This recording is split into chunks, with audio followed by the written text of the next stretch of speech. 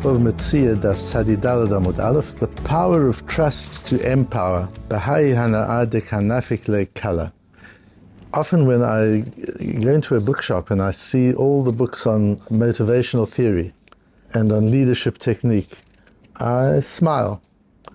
They're all good books, they've all got good techniques, they're things one can learn from all of them, they're based on people's expertise and research.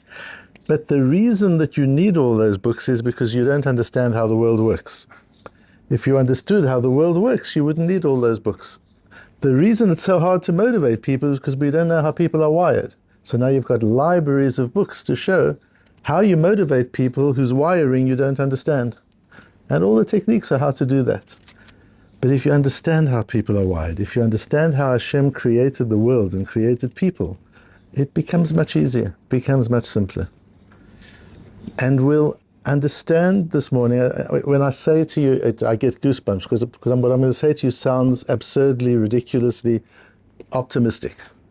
If I say to you, in our shir this morning, we will learn how to inspire others to change, or to do something, to accomplish what they're capable of. Imagine I put in your hands the key to be able to inspire anybody to accomplish what they're capable of. What would that be worth? I said, but not only that, I'll also give you the key to inspire yourself to accomplish whatever you're capable of.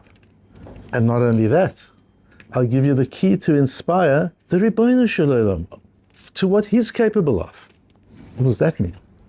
And yet it all grows out of, we're going to divert a little bit from the sugya itself, but it's what stimulated me to share this with you at this particular time. Because this is all, it's foundational in Gemara, it's foundational in Halacha, it's foundational in Musar, and it's foundational in Kabbalah. We learn in the Gemara, Braisa, Matneh shomer sachar liyot kashoel. A shomer sachar, somebody who is being paid to look after something, a professional guardian, can say, I agree to be as responsible as a shoel would be, a borrower. So a shomer sachar is only responsible if something happens beyond his control, or in the event of something having been stolen and he should have prevented it. But a shoel is responsible for everything, for almost everything that happens, and only something which is totally beyond his control. B'mai, how does this work? How does a shomer sachar? So I ask you to take care of my golden Rolex for me. And I say, I'm going to pay you for that. I understand it's a responsibility, and I'm going to pay you $100 a month while my golden Rolex is in your responsibility. You have the dinim of a shomer sachar, you've got to take care of it. And you say, you know what, I'll take it on as a shoel. I'll take on more responsibility than one who is being paid to do it. Can you just say that and then it works? The fact is you're a shomer sachar. Once you're a shomer sachar, once you're a paid person, the dinim of shomer sachar apply to you. And you're changing your category. You're through a contractual arrangement, you're changing yourself from a shomer sachar to a shoel. What mechanism are you doing? Where's the contract? Just bidvorim? Can you just say it and magically your status changes? No, there has to be a kinyan. You've actually got to demonstrate your seriousness of intent, and there has to be a kinyan. Rabbi Yochanan says you don't need a kinyan, because it's clear to us. There's a beautiful piece of Ktsos HaChoshen in Siman Shin Mem, Sifkot and Aleph, where the Ktsos HaChoshen explains through a Tosfos in Bava Metzia that when the Torah says a shoel is obligated this far, a shomer chinam, somebody who's looking after something for no payment at all, is responsible that far. A shoel is responsible further. It's all based on the Torah's understanding of people's willingness to take on responsibility. And the Torah evaluates the normal person's willingness and understands under what circumstances. If I'm a borrower, I understand what my responsibilities are. It's not that the Torah is imposing something magical on each of these shomrim. That's what the ordinary human being understands. If he takes on the responsibility of a shomer chinam or a shomer sachar or a socher or a shoel, he understands what his responsibilities are. In that case, he can shift those responsibilities around just by saying so. as long as he's not going right outside the whole category of shomer. But to move within the spectrum of shomrim, he can do just by saying the words, based on this Rabbi Yochanan here.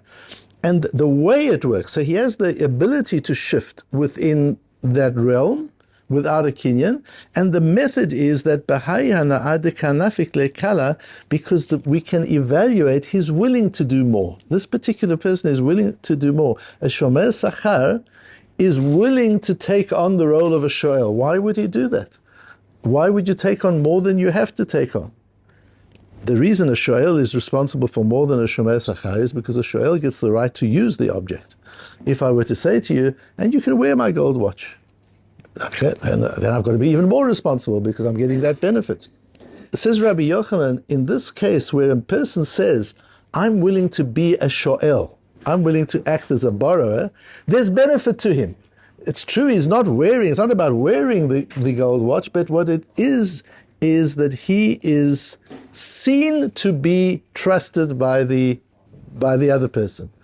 If I give you the right, if I give you my gold watch and I say you need to lock the gold watch in your safe, that's what. If I just give you the gold watch, I say take care of it, you use it, do whatever you want, I trust you. And you're seen around walking with the gold Rolex and somebody says, is that yours? You say, no, so-and-so gave it to me. Just lent it to me. Really? Just lent you a golden Rolex? He did, it wasn't there. That means you're trusted. And the benefit of being perceived as trustworthy is enough to enable a person, to motivate somebody to take on more responsibility than they technically have to. And therein lies the secret. The benefit of being perceived to be trustworthy motivates an individual to take on more responsibility than they have to. So you've got the whole of motivational theory there. But let's unpack it even more. Torah says at the end of Perik Daled in Shmos, Vaya'amen ha'am, vayishma ki fakad Hashem b'bnei Yisrael v'chira'et inyan vayikodu v'yishtochu. The people, after hearing Moshe speak, believed. Vaya'amen. Here you've got the same idea of mehemna. Now we're talking about belief in God and we're talking about belief in mankind. But the Baalei Musa, Reb Simcha Zissel says, and others, that it's the same thing. The Chofetz Chaim said that the Great Depression was caused to teach us what happens when you lose bitachon, when you lose trust in one another. You can't trust Hashem, or you can't trust one another and not Hashem. If you don't trust Hashem, the world collapses, because trust has collapsed. Trust is not about, I trust this one, but not that one. I trust God, but not man. I trust man, but not God. Trusting is a state of being. You're a trusting person, or you're not a trusting person. And if society is not trusting, then the systems fail. That's what the Chofetz Chaim said at the time of the Great Recession. So there's enormous connectivity between trust in Hashem and belief in Hashem and trust in others, or even trust in oneself. So here we're moving into trusting in God for a moment. We'll come back to trusting in man. So the people, Bnei Yisrael, Vaya'amen, the people believed. Next pasuk in the beginning of Perek Hey, Va'achar, and after they believed, Ba Moshe v'Aaron vayomru el Paro, the conversation with Paro begins. The first conversation doesn't go that well, but it leads ultimately to the Geula. And says Reb Simcha Zissel, even the fact that they were received by Paro, they just walked into Paro's office one day and said, let the people go. Really? Who would do such a thing? How do you do that? How do you walk into the king's office? That was Nisim. Says Reb Simcha Zissel, the Michlav Melio, Rebbe Dessler brings Reb Simcha Zissel. Reb Simcha Zissel was his father's Rebbe. Rebbe Dessler's father was one of the closest talmidim of Reb Simcha Zissel. Reb Simcha Zissel, you remember, was a talmid of Reb Salanta. And Rebbe Dessler himself was a very close talmid of Reb Tzvi Hirsch-Broder, who was the son-in-law of Reb Simcha Zissel. So he's very closely linked to the Torah of Reb Simcha Zissel, and through that to Reb Yisrael Salanta. And Reb Simcha Zissel asks, surely then it should have been the other way around. Wouldn't it have been amazing had Moshe and Aaron been able to say to the people, and you know what, we just walked into Paro's office and he couldn't throw us out. That was the level of miracles. Look how Hashem is with us. And then Vayamenam, then the people would really believe. What's the order here? The people believed, And then v'acharon, after they believed, Ba'u Moshe v'Aaron. Moshe and Aaron didn't have the guts to go to Paro until the people believed. Says the Michtav Milion in the name of Simchas Zisu, Lulei ha'amunah shel v'ya'amen ha'am lo hayu gam Moshe v'Aaron yecholim la'amod lifnei Paro. Not only were they too scared to stand before Paro, they wouldn't have been able to stand before Paro. The belief of Bnei Yisrael in the Geula, in what was about to happen, and Moshe and Aaron's role in that, gave them the koyach to be able to walk into Paro's office. Sheha'emunah hi ha'geula atzmo.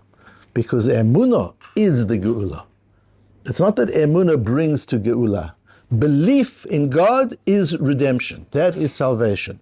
This is very important for the times in which we live in. There's a beautiful Nefesh HaChaim, Reb Chaim Volozhner. Reb Chaim Volozhner was the Reb Yisrael Salanter's Rebbe, was Reb Zundel Salanter, and Reb Zundel Salanter was a talmid of Reb Chaim and of his Reb Chaim Volozhner and of his son, of Emet, who inyan gadol usgula nifla'a lahaser ulevatel me'alav kol dinim urutzonot achirim shelo yuchlu lishlot bo. This is an amazing mechanism to remove danger, to remove the threat of any other forces over you. When a person fixes in his heart, he gets deep into his heart and he takes this on into an unshakable belief. Halo Hashem hu ha'elokim ha'emiti ve'in od milvado. There's nobody but Hashem Yisborach. Shum koach ba'olam v'chol ha'olamot klal v'akol malei rak achduto ha'pashut yitbarach shemo. The whole world is full only of Hashem. There's nothing in the world other than Hashem. Umevatil b'libo bitul gamur, and he nullifies everything else. Ve'ino mashgiach klal al shum koach v'ratzon ba'olam. He nullifies the impact of every other force in the world. There is no other force but God, and you've got that deep in your heart. Umeshabed umedabek to'am machshavto. You apply your mind and connect your mind just to Hashem. He nullifies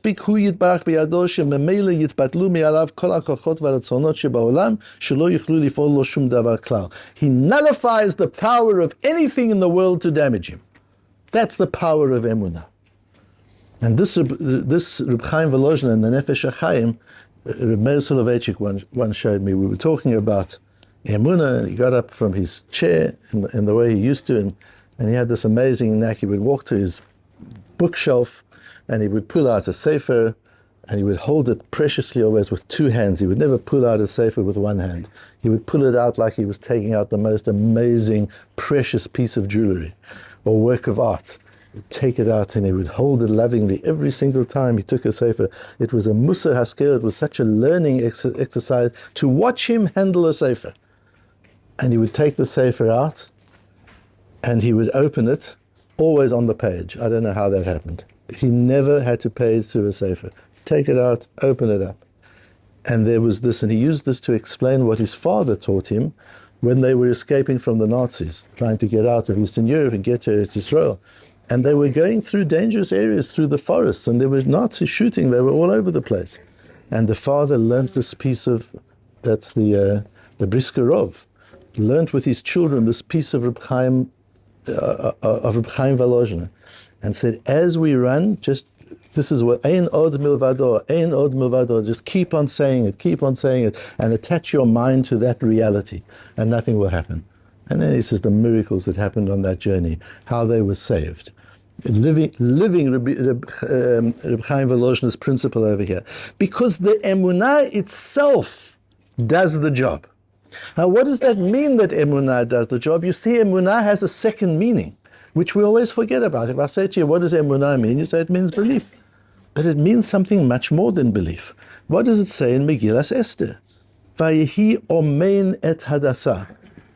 And Mordechai was omein Hadassah. What does that mean? It means he raised her. Omein, where do you get that word from? Well, we get it from the Torah, where Moshe says to Hashem, Hanochi ariti et kol ha'am hazeh. Did I conceive this nation? Hanochi ilativ, did I give birth to this nation? Ki tomar elai sa'ehu b'cheikecha, because you're telling me to carry this nation in your bosom. Kasher yisah ha'omein et hayonek, like a nurturing mother carries a yonek, a baby. There, omein again. There we have the word. What has this got to do with the nurturing mother? Says Unkelus there in Bamidbar, Kemad Musuvar Turbayana Yat Yanaka. Like a turbanaya carries a yanaka. What is a turbanaya? A turbanaya is an Aramaic word that has two meanings. It can mean a nurturing mother, and it can mean a teacher. And we see that in Targum Yonason. What is this all about? What this is about is an experiment that was done in the 1960s called the Robertson-Jacobson study. Very famous, called the Pygmalion effect. You've all heard about that. Where they took a teacher in a class who walked into a new classroom, and they did an IQ test on the kids, and they gave fake results to the teacher. They gave the teacher half the class they chose randomly as high IQ, and half the class as low IQ. And they let the teacher teach the class for a year. They did the IQ test at the end of the year, and they found that the ones that they had put in the high IQ column had a higher IQ than they had before, and the ones in the low IQ column had a lower IQ than they had before. If you believe in somebody, they live up to what you believe in them. If you believe the child is a genius, the child rises to that level, the child performs. Because we're wired in such a way as not to disappoint those who put their trust in us. That's how the world is built. And it's built from Hashem himself. Hashem, so to say, Kibiyahu, wires himself not to disappoint those who put their trust in him. And people don't disappoint. One of the worst feelings in the world, if somebody says to you, I put my trust in you, I backed you, and you let me down, you dropped me. It's a terrible feeling, because that's the last thing we want to do. And that's the idea of the Omein. And Omein is a nurturer. Vayhi Omein et Hadasa. Mordechai nurtured Esther by believing in her. That's the greatest form of nurturing.